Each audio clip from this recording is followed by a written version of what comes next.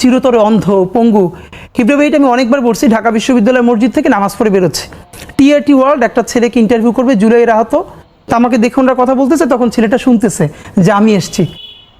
ও কোরআনের হাফেজ, মনে হয় 21 না 22 বছরের, 2 চোখ চিরতরে হারাই গেছে, আলো ফিরবে না। তা আমার কাঁধে হাত রেখে বললো কি যে হাদি ভাই, আমার সপ্তাহখানেকের জন্য আমার একটা চোখে একটু আলো ফিরিয়ে দেওয়া যায়? আমি বললাম ভাই 1 সপ্তাহের জন্য কেন? বললো ভাই অন্তত আমার মারে আমার খুব একবার দেখতে মন চায়। আমার মা আমার অনেক নিষেধ করছিল অন্তরণে যাইতে, আমি ফিরে আসার সময় মারে দেখি নাই, আমার একটাবার মন চায় আমার মারে দেখি। তো যারা হাজার হাজার কোটি টাকা পাচার করে বিদেশ চলে গেছে,